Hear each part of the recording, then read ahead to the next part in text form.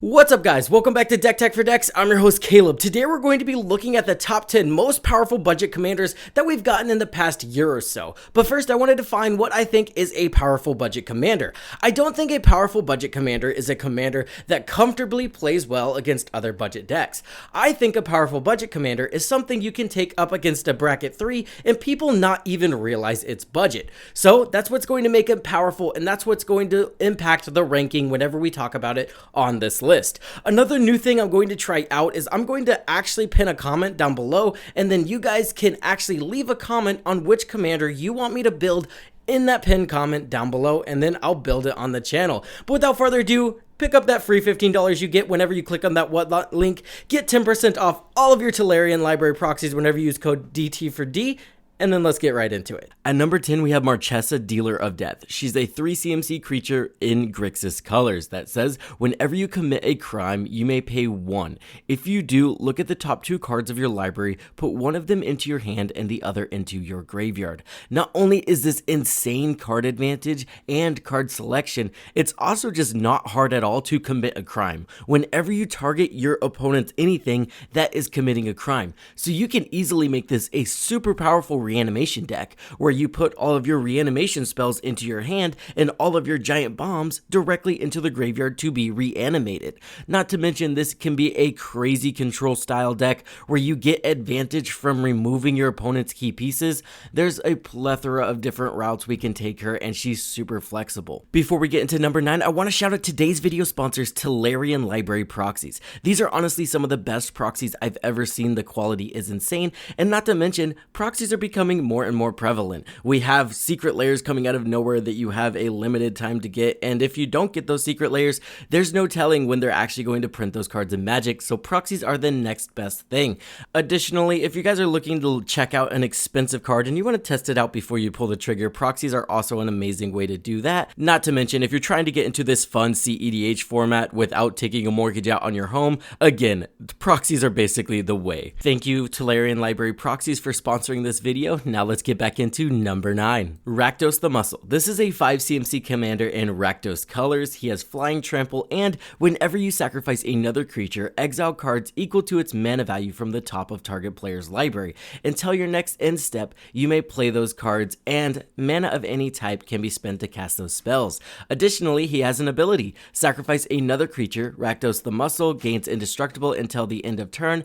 Tap it, activate this only once per turn. This commander is honestly insane, and he's even seen play at CEDH tables. The only problem is he needs a couple of key pieces to really get him going, and some of these key pieces can be pretty expensive. But even on a budget, this guy is an absolute monster. You can pair him with evoke creatures that have 5 CMC like Ingot Chewer. It's 5 CMC, and it says whenever Ingot Chewer enters the battlefield, destroy target artifact, and then it has evoke for 1 red mana. This means you can evoke out Ingot Chewer, he instantly sacrifices himself, and then boom, you're exiling 5 cards from the top of your library. We can also do some other really mess up things with this guy, like use Feign Death effects with Burnt Offering effects to just add a ton of mana to our mana pool and dig super deep. So again, the world is kind of your oyster, the card advantage is insane, and the mana generation is there. At number 8, we have Loot Key to Everything. This is a 3 CMC commander in Teamer colors, so green, red, and blue. He has Ward 1, and at the beginning of your upkeep, exile the top X cards of your library, where X is the number of card types among other non-land permanents you control. You may play those cards this turn. So the card advantage on this guy is insane. You basically want to make sure you at least have an enchantment, an artifact, and a creature on the battlefield, and then you're drawing upwards to 4 cards a turn, because you get your card per turn, and then he's exiling 3 off the top. 3 is honestly super easy to get to, and sky's the limit with this guy, because you can use planeswalkers, you can use battles. I think the maximum, if I'm not mistaken, is 9, but even 3 is kind of what we're going for here. And then you can just put together a Teamer value pile, put in some synergies that care about exiling cards from the top of your library, and you've got a solid deck that just churns through your library at an insane rate, and this can all be done on an extreme budget. At number 7, we have Fella Thor. This is a 4 CMC commander that's 1 generic, 1 1 white, 1 black, and 1 green, and he says each creature you control assigns combat damage equal to its toughness rather than its power. He also says creatures you control can attack as though they didn't have defender, and last but not least, he has a broken ability to pay 3, tap him, and then sacrifice a creature. You get to draw cards equal to the sacrificed creature's toughness, and then discard cards equal to its power. The reason this guy is so insane on a budget is because the defender strategy has a plethora of super budget cards. You really don't have to break the bank for any of these defenders that we want, and then we're just playing 0/7s, paying 3 mana, and then drawing an entire new hand.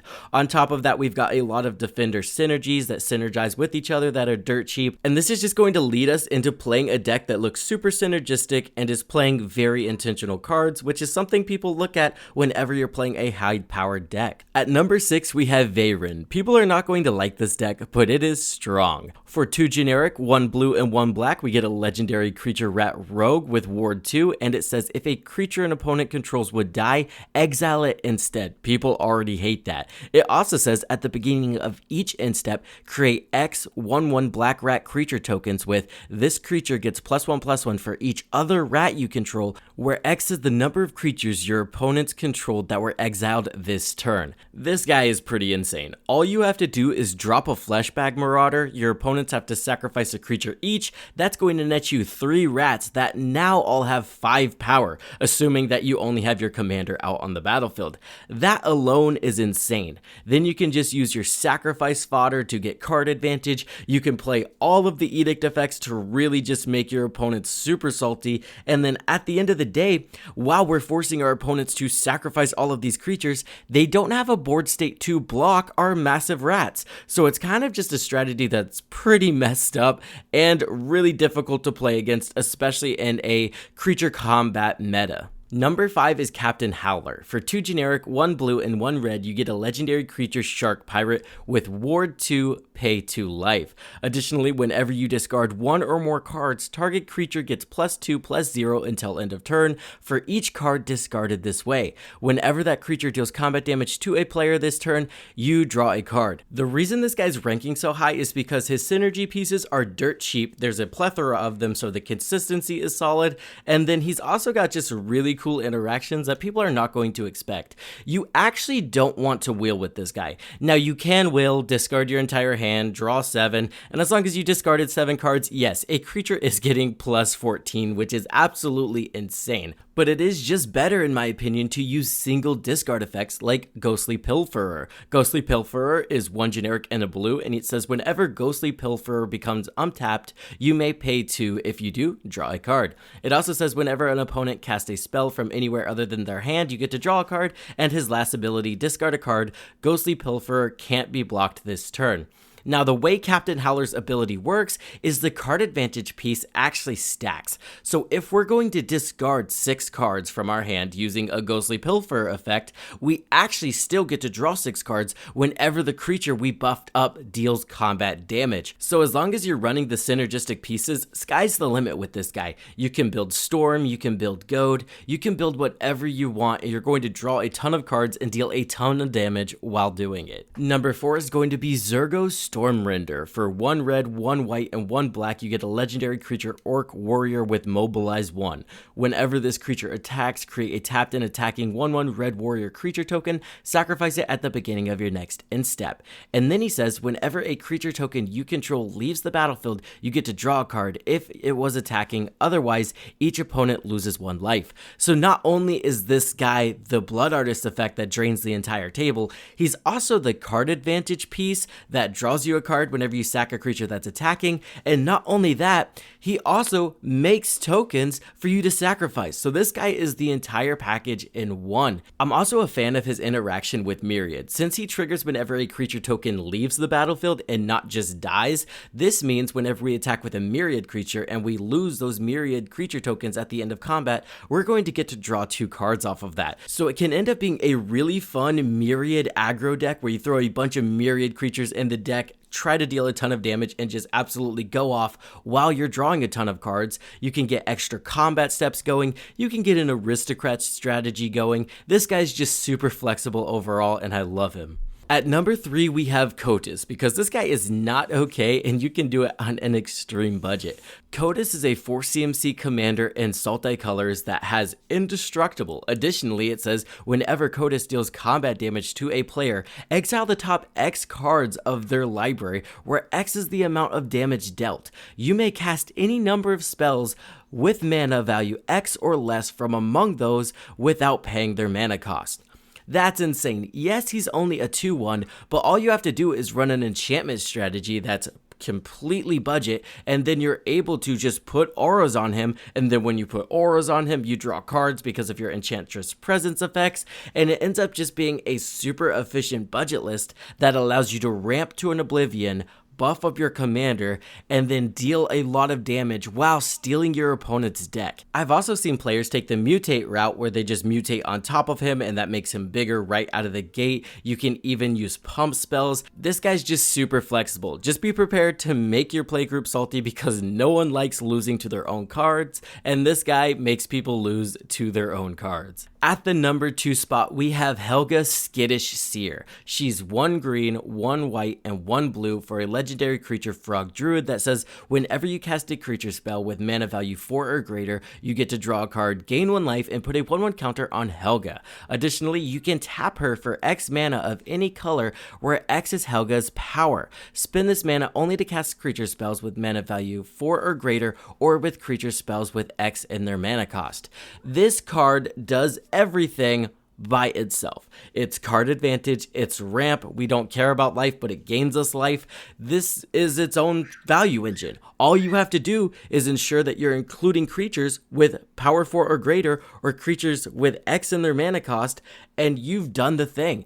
Helga kind of builds herself, but does have flexibility in choosing what creatures you want to use. You can do it on an extreme budget, and it's just going to be super powerful. Once you start including other creatures that allow you to draw cards whenever a creature enters the battlefield, like Guruk's Pack Leader, that is a 4 power creature and says whenever another creature you control with power 3 or greater enters the battlefield, draw a card, you can kind of just storm off too, especially when we're using cards like Chakram Retriever. This one says whenever you cast a spell during your turn, untap target creature. So now we can cast a 4 CMC creature, draw a card, untap Helga, cast a 4 CMC creature, draw a card, untap Helga. She gets insane very quickly, and you can do this on an extreme budget. Last but not least, at the number 1 spot, go ahead and guess in the comments before I say it. That way people just end up with more powerful commanders to look at. It's Balin the Haymaker. For 1 red, 1 green, and 1 white, you get a legendary creature Rabbit Warrior that says tap 2 untap tokens you control, add 1 mana of any color, tap 3 untap tokens you control, you get to draw a card, and tap 4 untap tokens you control, put 3 1/1 counters on Balin the Haymaker. It gains trample until end of turn. Now, the reason Balin is going to be number 1 is, again, Balin does everything we need. She has card advantage on her, and honestly, she has a way to end the game on her because she gets massive very quickly. Another thing she's really good at is synergizing with the Power Matters cards that allow us to draw cards equal to a creature's power, because she's already a 4/3 and has the ability to put 3 additional counters on her by tapping 4 tokens, and then from there, she's already got 7 power, so she gets insane very quickly.